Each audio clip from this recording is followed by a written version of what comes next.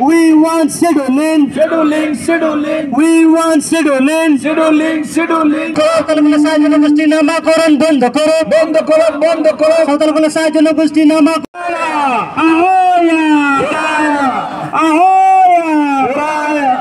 অসম সরকার হুঁশিয়ার।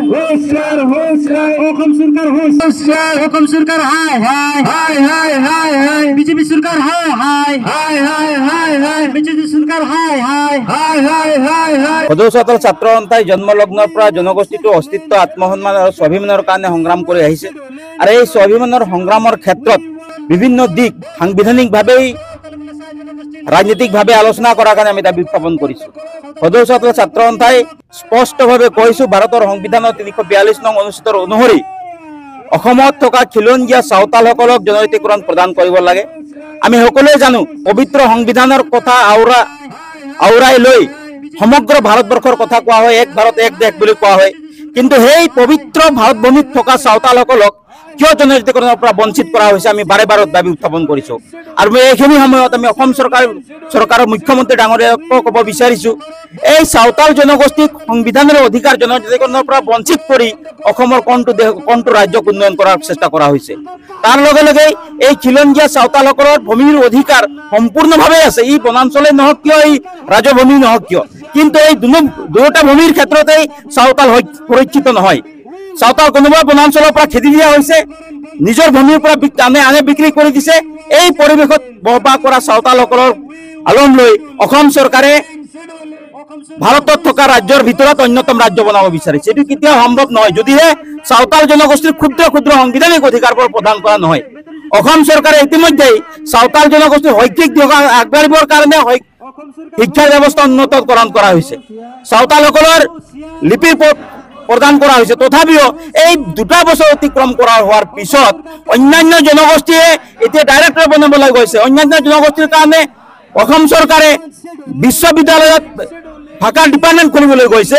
সেই সময়ত অসমত থকা খিলঞ্জীয়া চাওতালসকলৰ শিক্ষিত দিশত আগবঢ়াই যোৱাৰ কথা কৈ অসম চৰকাৰে আজিলৈকে প্ৰাথমিক পৰ্যায়ত শিক্ষাৰ ব্যৱস্থা কৰিব পৰা নাই। আমি দাবী কৰিছোঁ যে শিক্ষাৰ দিশত কোনো কম্প্ৰমাইজ হ'ব নালাগে। অসম চৰকাৰে অতি শীঘ্ৰে এই বিষয় লৈ শিক্ষামন্ত্ৰীৰ লগত আলোচনা বহিব লাগে। ইয়াৰ লগে লগে সদৌ চাওতাল ছাত্ৰ সন্থাই জন্মলগ্নৰ পৰা আমি স্পষ্টভাৱে অসম চৰকাৰক কৈ আহিছোঁ যে 40,150টা পৰিয়ালে অতদিনে প্ৰায় 25 বছৰে বকাই থাকিলে, কোনোবাই গছৰ তলত থাকিলে, কোনোবাই নিজৰ গাঁৱত গৈ সুৰক্ষিত নহ'ল। এই পৰিয়ালক সংস্থাপনৰ নামত বাৰম্বাৰ ৰাজনীতি কৰা হ'ল। প্ৰত্যেকবাৰ ইলেকশ্যনত এই বিষয়ে স্পষ্টভাৱে কোৱা হৈছে যে আমি এইবাৰ ইমান ক্ষতিপূৰণ দিম, কিমান ক্ষতিপূৰণ দিম। গুজৰাটত আজিৰ দিনত মডেল হিচাপে লৈ তাত কিয় আৰ্থিক সাহায্য প্ৰদান কৰি সেই মানুহবিলাক স্থাপন কৰা হয়? এই চাওতালসকল অসমৰ বাহিৰত নেকি? চাওতালসকল ভাৰতৰ বাহিৰত নেকি? অসম চৰকাৰে এইবোৰ বিষয় পৰ্যালোচনা কৰিব লাগে আৰু এই বিষয়ৰ ক্ষেত্ৰত BTC চৰকাৰ যথেষ্ট কৰণীয় আছে। BTC চৰকাৰে এই ক্ষেত্ৰত সহযোগ কৰিব লাগে, কাৰণ এই 40,000 পৰিয়ালে এতিয়া সম্পূৰ্ণ ক্ষতিসাধন হৈছে আৰু সংস্থাপন পোৱা নাই। আমি স্পষ্টকৈ কৈছোঁ, এই 25 বছৰ অনাহাৰে থকা এই চাওতালসকলক 10 লাখ টকা দিব লাগিব। তাৰ উপৰিও PMGY ঘৰটো কিন্তু এক্সট্ৰাভাৱে দিব লাগে। শৈক্ষিক ক্ষেত্ৰত, সাংস্কৃতিক ক্ষেত্ৰত কোনো যাতে কম্প্ৰমাইজ নহয়। আমি চাওতাল জনগোষ্ঠীৰ ভূমিৰ অধিকাৰৰ বিষয়ে কৈছোঁ, শৈক্ষিকৰ বিষয়ে কৈছোঁ, জনজাতিকৰণৰ বিষয়ে কৈছোঁ। অসম চৰকাৰে সম্পূৰ্ণ এই বিষয়ক গাত দিবৰ কাৰণে এই চাওতাল জনগোষ্ঠীক চাহ জনগোষ্ঠী হিচাপে নামাকৰণ কৰে এই জনগোষ্ঠীটোৰ অস্তিত্ব আত্মসন্মান নিষেধ কৰিব বিচাৰিছে। অসম চৰকাৰে বাৰবাৰ চৰকাৰ সলনি কৰাৰ পিছতো চাওতাল জনগোষ্ঠী এই ধৰণে প্ৰতাৰণা কৰা নাই নেকি? এই জনগোষ্ঠীক উত্তেজিত কৰা। আমি অসম চৰকাৰক বিচাৰিছোঁ, চাওতালসকলৰ কলা কৃষ্টি সংস্কৃতি সম্পূৰ্ণভাৱে জন্মলগ্নৰ পৰা জীয়াই ৰখা হৈছে। ইয়াত ৰাজনীতি নকৰাকে চাওতালসকলক চাওতাল হিচাপে জীয়াই থাকিবলৈ দিয়ক। ৰিজাৰ্ভেশ্যন দিয়া নাই, আমাৰ ভূমি সংৰক্ষণ কৰিব পৰা নাই। এটলিষ্ট আমাৰ কলা কৃষ্টি যিখিনি জীয়াই আছে সেই কলা কৃষ্টি লৈ আমাক জীয়াই থাকিবলৈ দিব আপোনালোকে।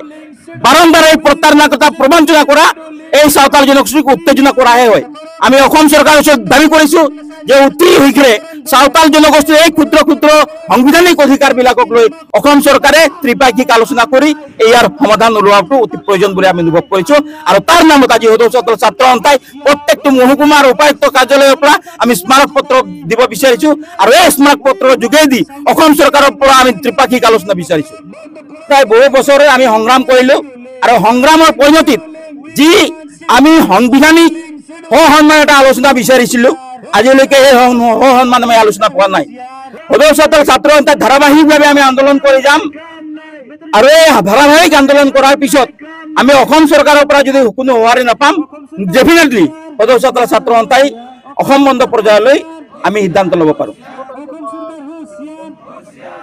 ইতিমধ্যে সদৌ সদল ছাত্ৰ সন্থাই প্ৰাথমিক পৰ্যায়ৰ আমি ধৰ্ণা কাৰ্যসূচী ৰূপায়ণ কৰিছো।